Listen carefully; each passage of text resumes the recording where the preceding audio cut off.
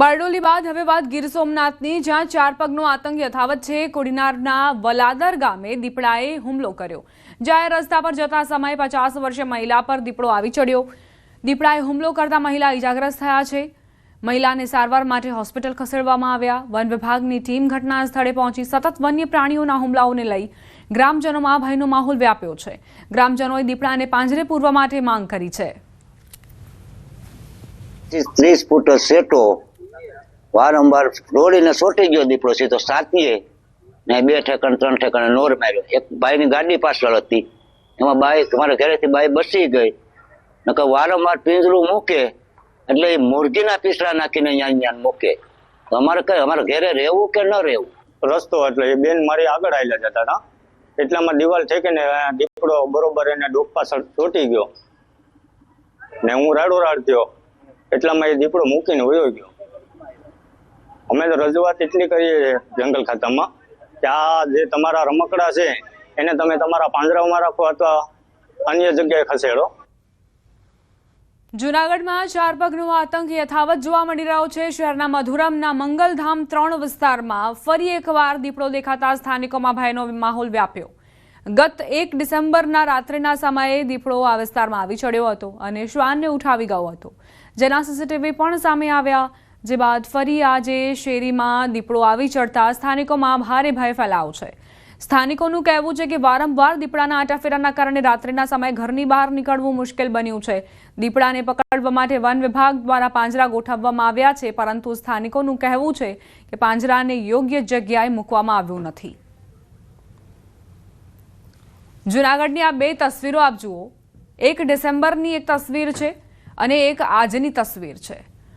દીપડા કઈ રીતે આંટાફેરા કરી રહ્યા છે સીસીટીવી ફૂટેજમાં સ્પષ્ટપણે જોઈ શકાય છે અને વારંવાર આ પ્રકારની ઘટનાઓના કારણે સ્થાનિકો પરેશાન થયા છે। બહાર નીકળતા પહેલા પણ તેમણે આસપાસના વિસ્તારોમાં ધ્યાન રાખવું પડી રહ્યું છે।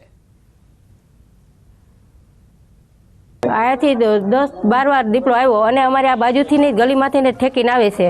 રાતનો આજે 3 વાગે આવ્યો તો તે પહેલા 3 ગલુડા ઉપાડી ગયો। દીપડાનો આતંક છેલ્લા 20 દિવસથી છે કન્ટિન્યુ। રોજ રાત્રે મોડી રાત્રે આવે છે અને નાના ગલુડિયાને ઉપાડી જાય છે। તંત્રને જાણ કર્યા પછી ફોરેસ્ટ ખાતાવાળા એક નાનું એવું પાંજરું મૂકી ગયા છે, પણ એ પાંજરાની કન્ડિશન ખરાબ છે। જે ફોરેસ્ટ ખાતાએ કહ્યું છે કે રાત્રે અમે ખોલવા આવશું, પણ એક જ વાર ખોલી ગયા અને ખોલવા પણ આવતા નથી, જેથી કરીને દીપડો પાંજરે પૂરાતો નથી। અમારે 20 દિવસથી દીપડાને ભજવાડ છે, પણ વન વિભાગવાળાને જાણ કરી પણ કંઈ એટલી બધી લોકો આમાં કંઈ ધ્યાન દેતા નથી ને ક્યારેક છોકરા નાના હોય મોટાને કોઈ પણ ભજવાડ કરશે તો કોણ જવાબદારી લેશે? આની સરકારને કોઈ પણ વસ્તુની જાણ કરવામાં આવે તો કેમ ધ્યાન દેતા નથી? જૂનાગઢ શહેરમાં દીપડાનો આતંક રહેણાંક વિસ્તારમાં યથાવત છે। મધુરમના મંગલધામ 3 વિસ્તારમાં ફરી દીપડો દેખાયો છે। એ વિસ્તારમાં ન્યૂઝ 18ની ટીમ પહોંચી છે કે આ વિસ્તારની અંતર્ગત રાત્રિના સમયે દીપડો તે જે શેરી છે તેના નાકા સુધી જાય છે અને ત્યાં શ્વાન હોય છે, શ્વાન ભસે છે એટલે દીપડો ફરી આ રસ્તેથી પાછો જંગલ તરફ વયો જાય છે। પાછળ જે વિસ્તાર છે એ કાટ વિસ્તાર છે આખો, એટલે કે જે કૃષિ યુનિવર્સિટીની જે જમીન છે તે આખો વિસ્તાર છે અને ત્યાંથી દીપડો આવતો હોવાનું અનુમાન છે તે સ્થાનિક લોકો લગાવી રહ્યા છે। જે દિવાલ છે ત્યાંથી ક્રોસ કરી અને દીપડો છે તે આ રહેણાંક વિસ્તારમાં આવે છે। અહીં જે લોકો રહે છે, વસવાટ કરે છે, તેમાં ભયનો માહોલ ફેલાયો છે। તો બીજી તરફ વન વિભાગ સામે પણ આક્ષેપો લગાવાયા છે કે વન વિભાગ દ્વારા જે વિસ્તારમાં જે જગ્યાએ પાંજરું મૂકવામાં આવ્યું છે ત્યાં દીપડાની અવરજવર નથી, જે જગ્યાએ દીપડાની અવરજવર છે ત્યાં પાંજરું મૂકવામાં આવે તેવી માંગ સ્થાનિક લોકોએ કરી છે। તો બીજી તરફ વન વિભાગના અધિકારી સાથે ટેલિફોનિક વાતચીત કરતા તેમણે જણાવ્યું કે લોકો જ્યાં કહેશે ત્યાં જે પાંજરું છે તે મૂકી દેવામાં આવશે। અમાર બખાઈ ન્યૂઝ 18 ગુજરાતી જૂનાગઢ। કેન્દ્રીય ગૃહમંત્રી અમિત શાહ ગુજરાત પ્રવાસે કરોડોની ભેટ લઈને આવ્યા છે। આજે અમદાવાદની અલગ પ્રકલ્પોની ભેટ આપી રહ્યા છે, ત્યારે રાણીપ રેલવે ઓવરબ્રિજ પાસે આવેલા રમતગમત પ્રવૃત્તિ સંકુલ તૈયાર છે। રાણીપ જીએસટી બ્રિજ નીચે આધુનિક સ્પોર્ટ્સ એક્ટિવિટી સેન્ટરમાં બોક્સ ક્રિકેટ, પિકલ બોલ સહિતની અનેક ઇન્ડોર આઉટડોર રમતોની સુવિધા મળશે। આ સેન્ટરની મુખ્ય વિશેષતા એ છે કે 24 કલાક આ સેન્ટર ચાલુ રહેશે। 50 વર્ષથી રહું છું। જ્યારે અહીંયા બ્રિજ નહોતો ત્યારે અહીંયા બહુ દુર્ઘટના થયેલી છે। રેલમાં બી માણસો ઘણા ગાયો ભેંસો બધું કપાઈ ગયેલું છે, એના માટે સુવિધા સારી કરી છે। આ બ્રિજ બન્યા પછી હાલમાં જે 2025માં જે હાલમાં જે પ્રોગ્રામ બની રહ્યો છે અને જે અમિતભાઈ સાહેબ આવી રહ્યા છે એ સારામાં સારું કાર્ય કરી અને અમારા માટે બહુ દુઃખ ભરતી વાત હતી અને સંતોષકારક અમને આમાં અભ્યાસ મળેલો છે, સારું છે. પણ અમિતભાઈ સાહેબે જે આ કામ ઉપાડ્યું છે એના માટે ખૂબ ખૂબ આભાર અને અભિનંદન. આજથી 2 વર્ષ પહેલા અહીંની પરિસ્થિતિ બહુ જ ખરાબ હતી. બ્રિજ નીચે એટલા બધા દૂષણો થતા હતા જેથી કરીને રહીશોને ખૂબ તકલીફ પડતી હતી. આજે એક સુંદર સ્પોર્ટ્સ સંકુલ અહીંયા બની ગયું છે અને અમારા સોસાયટીના વડીલોથી માંડીને નાના બાળકોથી યુવાનોને બધાને આ સ્પોર્ટ્સ સંકુલનો લાભ થવાનો છે. વર્ષ 2030માં અમદાવાદ છે કોમનવેલ્થ ગેમ્સ માટે ખાસ કરીને યજમાની કરશે, જેના ભાગરૂપે અમદાવાદમાં વિવિધ સંકુલો છે તે તૈયાર થઈ ગયા છે જે રમત ગમત માટે વિશેષ છે. આવું જ એક સંકુલ અમદાવાદના રાણીપ જીએસટી ઓવરબ્રિજ નીચે તૈયાર કર્યું છે. આપ જોઈ રહ્યા છો રાણીપ જીએસટી ઓવરબ્રિજ નીચે એક એવું સંકુલ તૈયાર થયું છે જેમાં અમદાવાદીઓ જે વિવિધ પ્રકારની રમત છે તે રમી શકે છે. અત્યારે જે આપ ક્રિકેટ બોક્સ જોઈ રહ્યા છો ત્યાં 12 લોકો એક સાથે રમી શકે તે માટે વ્યવસ્થા ગોઠવવામાં આવી છે. ન માત્ર ક્રિકેટ બોક્સ પરંતુ તેની સાથે ખાસ કરીને પિકલ બોલ રમી શકે, ટેબલ ટેનિસ રમી શકે તે પ્રકારની વિશેષ વ્યવસ્થા કરવામાં આવી છે. અમદાવાદ મહાનગરપાલિકા દ્વારા પીપીપી ધોરણે આ પ્રકારના જીએસટી ઓવરબ્રિજ નીચે જે સંકુલ તૈયાર કરવામાં આવ્યું છે, રમત ગમત સેન્ટર તૈયાર કરવામાં આવ્યું છે, તેનો ચાર્જ પણ લેવામાં આવશે. 12 વ્યક્તિએ ખાસ કરીને જો ક્રિકેટ છે તે અહીં રમવું હોય તો 700 રૂપિયા છે તેનો ચાર્જ નક્કી કરવામાં આવ્યો છે. તે સાથે અલગ અલગ જે રમત છે તે રમત અંતર્ગત ખાસ કરીને જોઈ શકો છો કે જે ચાર્જ છે તે ચાર્જ નક્કી કરવામાં આવ્યો છે. તેમાં યુઝર ચાર્જ છે તે અહીં લખવામાં આવ્યો છે. ટેબલ ટેનિસ છે તે રમવો હોય 1 કલાક માટે તો 200 રૂપિયા 2 વ્યક્તિ રમી શકે છે.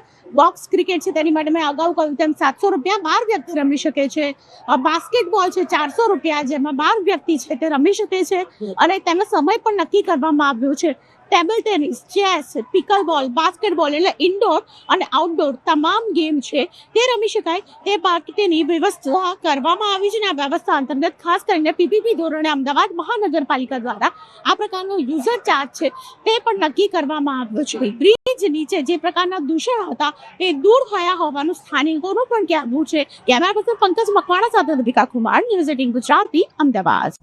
દીપડાએ શ્વાનનો શિકાર કર્યો. બમરોલી ગામની સીમમાં શિકારની શોધમાં આવેલા દીપડાએ શ્વાનનો શિકાર કર્યો. રસ્તા પરથી પસાર થઈ રહેલા ખેડૂતે દીપડાને જોયો. શ્વાનનો શિકાર કરી રહેલા દીપડાને પોતાના મોબાઈલ કેમેરામાં કેદ કર્યો. આ વિડીયો હાલ સોશિયલ મીડિયામાં વાયરલ થઈ રહ્યો છે. દીપડાને પકડવા માટે વન વિભાગે પાંજરું ગોઠવ્યું છે. બારડોલીની આ ઘટના કે જ્યાં એક દીપડો આવી ચડ્યો અને તેણે શ્વાનનો શિકાર કર્યો. આ દરમિયાન એક ખેડૂત ત્યાંથી પસાર થઈ રહ્યા હતા અને તેમણે પોતાના કેમેરામાં આ વિડીયો કેદ કર્યો છે. રસ્તા પરથી પસાર થઈ રહેલા ખેડૂતનો આ જે વિડીયો છે તે હવે વાયરલ થઈ ગયો છે. દીપડાને શિકાર કરતા તેમણે જોયો અને ત્યારે મોબાઈલ કેમેરામાં પોતાનો આ વિડીયો દીપડાનો આ વિડીયો કેદ કર્યો. બારડોલીનો આ વિડીયો હોવાની જાણકારી છે. લોકોની માંગ છે કે ઝડપથી આ દીપડાને પકડવામાં આવે. વન વિભાગ કામે લાગ્યું છે. પાંજરું ગોઠવવામાં આવ્યું છે આ દીપડાને પકડવા માટે. વારંવાર આ પ્રકારની ઘટનાઓથી સ્થાનિકોમાં ભયનો માહોલ વ્યાપ્યો છે. બારડોલીની આ ઘટના આપ જુઓ જ્યાં દૂરથી આ દીપડો જે મોબાઈલ કેમેરામાં કેદ કરાયો છે. બમરોલી ગામની આ ઘટના જ્યાં સીમ વિસ્તારમાં દીપડાએ શ્વાનનો શિકાર કર્યો. તે અહીં આવી ચડ્યો અને ત્યારબાદ શ્વાન પર હુમલો કરીને તેને પોતાનો શિકાર બનાવ્યો. અત્યારે આ વિડીયો સોશિયલ મીડિયામાં વાયરલ થઈ રહ્યો છે. લોકોમાં ભયનો માહોલ વ્યાપ્યો છે. ઘણા સમયથી જંગલ વિસ્તાર જે ઘટતા જ આ દીપડાઓ અને માનવભક્ષી પ્રાણીઓ એ ગામડાઓમાં શહેરી વિસ્તારોમાં ત્રાટકે છે. સંવાદદાતા કેતન જોડાઈ ગયા છે વધુ જાણકારી સાથે. કેતન, શું ઘટનાક્રમ? વાત કરું તો જેવા શિયાળાની શરૂઆત થાય છે, સુગર મિલો ચાલુ થાય છે અને જે શેરડી કાપવા આવતા મજૂરો માટે પણ એક સંઘર્ષનો સમય છે. ખાસ કરીને સુરત જિલ્લાના તમામ તાલુકાઓમાં હાલ દીપડાની દહેશત જોવા મળી રહી છે.